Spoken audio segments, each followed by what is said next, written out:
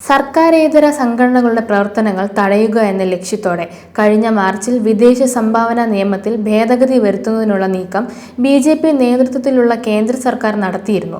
അപ്പോൾ നടന്നുകൊണ്ടിരുന്ന പാർലമെന്റ് സമ്മേളനത്തിൽ ഭേദഗതി അവതരിപ്പിക്കാൻ തീരുമാനിക്കുകയും ചെയ്തതാണ്. എന്നാൽ ശക്തമായ പ്രതിഷേധം ഉയരുകയും തെരഞ്ഞെടുപ്പിൽ തിരിച്ചടിക്കുമെന്ന് ഭയപ്പെടുകയും ചെയ്തതിനാൽ ഉപേക്ഷിക്കുകയായിരുന്നു. അത് താൽക്കാലികമായിരിക്കുമെന്ന് അന്നു തന്നെ CPI ഉൾപ്പെടെ പാർട്ടികൾ പ്രവചിച്ചിരുന്നതാണ്. നിയമസഭാ തെരഞ്ഞെടുപ്പ് പൂർത്തിയായി എല്ലായിടത്തും സർക്കാരുകൾ അധികാരത്തിലേറിക്കഴിഞ്ഞ് വീണ്ടും പ്രസ്തുത നീക്കം കേന്ദ്ര സർക്കാർ ആരംഭിക്കുകയും അതനുസരിച്ച് ജൂൺ 22-ന് പുതിയ FCR ഭേദഗതികൾ വിജ്ഞാപനം ചെയ്തിരിക്കുകയുമാണ്. സാധാരണക്കാരുടെയും പാർശ്വവൽകൃത വിഭാഗങ്ങളുടെയും ഉന്നമനത്തിനായി പ്രവർത്തിക്കുന്ന സംഘടനകൾക്ക് മുന്നോട്ടു പോക്ക് പ്രയാസത്തിലാക്കുന്ന വിധം കർശന വ്യവസ്ഥകളാണ് നിർദ്ദേശിച്ചിട്ടുള്ളത്.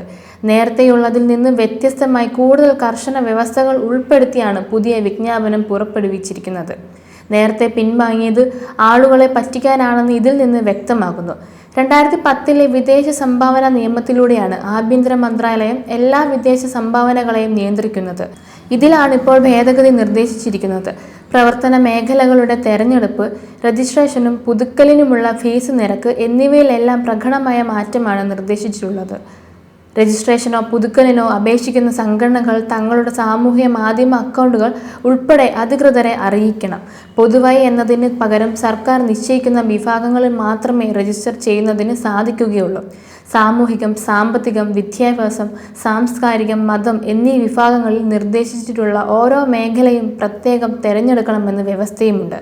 നിർവചനങ്ങൾക്ക് പുറത്തുള്ള പ്രവർത്തനങ്ങൾ ഏറ്റെടുക്കാൻ നിർബന്ധിതമായാൽ അത് ലംഘനമായി പരിഗണിച്ചേക്കുമോ എന്നതുൾപ്പെടെ ആശയക്കുഴപ്പം നിലനിൽക്കുന്നു. NGO-കൾ അവരുടെ പ്രവർത്തനങ്ങൾ ഏതേത് മേഖലകളിലും പ്രദേശങ്ങളിലും പ്രവർത്തിക്കുന്നു എന്ന് കൃത്യമായി രേഖപ്പെടുത്തണം.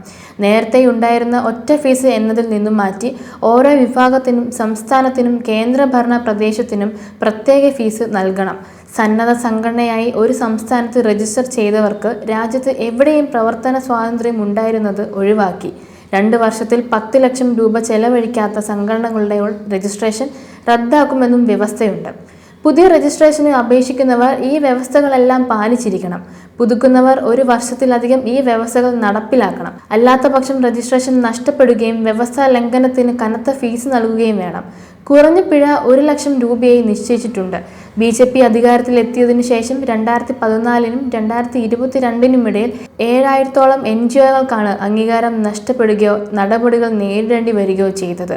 ഇവയിൽ മഹാഭൂരിപക്ഷവും സർക്കാരിനോട് വിരുദ്ധ നിലപാട് സ്വീകരിക്കുന്നവരോ ഇതര മതങ്ങളുമായി ബന്ധപ്പെട്ട് പ്രവർത്തിക്കുന്ന സാമൂഹ്യ സന്നദ്ധ സംഘടനകളോ ആണെന്നും റിപ്പോർട്ടുകൾ പുറത്തുവന്നതാണ്. ഈ പശ്ചാത്തലത്തിൽ പരിശോധിക്കുമ്പോൾ രാജ്യത്ത് സാമൂഹിക സന്നദ്ധ പ്രവർത്തനങ്ങൾ നടത്തുന്ന സംഘടനകൾക്കുമേൽ നിരീക്ഷണവും നിയന്ത്രണവും കർശനമാക്കുന്നതിനും അതുവഴി തടയുന്നതിനുമുള്ളതാണ് പുതിയ നിയമ ഭേദഗതി എന്ന് വ്യക്തമാകും.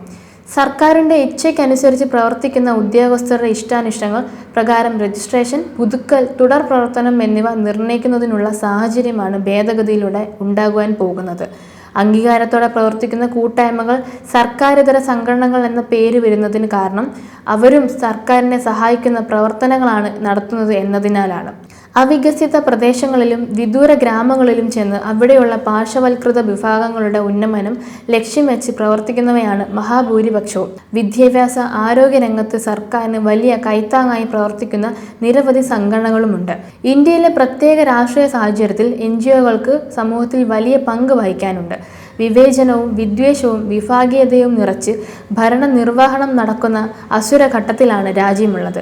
അവിടെ അവഗണിക്കപ്പെടുകയും വിദ്വേഷത്തിൻ്റെ പേരിൽ പുറത്താക്കപ്പെടുകയും ചെയ്യുന്നവർക്ക് കൈത്താങ്ങാകാൻ NGO-കൾക്ക് സാധിച്ചേക്കും. അത് തടയുകയെന്ന ബോധപൂർവമായ ലക്ഷ്യവും ഈ ഭേദഗതിക്ക് പിന്നിലുണ്ടെന്ന് കരുതുന്നതിൽ തെറ്റില്ല. രാജ്യം ഭരിക്കുന്നവരുടെ വിഭാഗീയ അജണ്ട തന്നെയാണ് ഈ നീക്കത്തിന് പിന്നിലുള്ളത്. ഇതിനെതിരെ എല്ലാ വിഭാഗങ്ങളും യോജിച്ച് അണിനിരക്കേണ്ടതുണ്ട്.